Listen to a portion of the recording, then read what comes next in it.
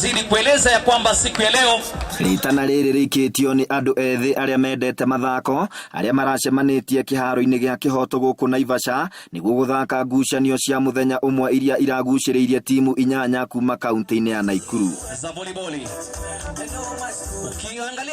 Kuringana na ndagitari Michael Kirago uria urarugamirire mbitika ici, namba ya andu ethi aria makoretwo makihuthira ndawa iria ngananie guku bururi-ini ni yambatirite, ukirika ati kuma mathako mekirirwo mukana ni thirikari temini ria kuhurana na gutamba kwa murimu wa COVID-19 nikuo gucungiriire maundu maya makinye haha. Kirinde kiu giothe kiuma haha tiga ni mubira uyu wa football kana volleyball aingi mangiuma njohi-ini angi mirai-ini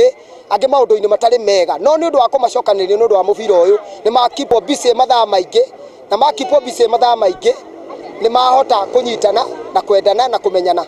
Naruo ruhonge rwa mathako na andu ethi kaunti-ini ya Naikuru ni ruritio rwambike mihango ya gutigirira ni kwagia na mbitika cia mathako matiganite wona mihango ino yetikirio gucokereria guku bururi-ini ni ministry ya mathako. O matingihota gwikora makihingura maundu mao na ithu macina ni matutigitie uguo koguo turamahoya ni matuhingurire sports kindu kiria twendete muno makiria nigetha mbeu njithitie gukoma mucii makurie taranda tondu mundu ndaturaga ho riu tuguthaka ihinda inini miaka 5-10 twehere twaga gutiga ruru no kuhuka tukahuka gwatika volleyball ni yathakagwo. Ministry mugatucokeria ri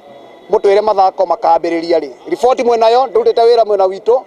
tuhingurire ni mathako mutwire ni ata turafuata twirindi.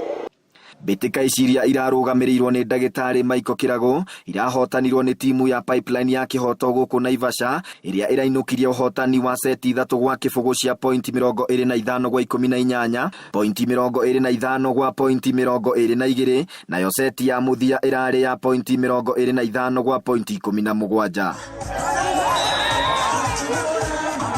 Handu-ini ha Inoro TV iharo-ini kuma kiharo-ini gia kihoto Naivasha kaunti-ini ya Naikuru, ritwa riakwa ni Festus Lango.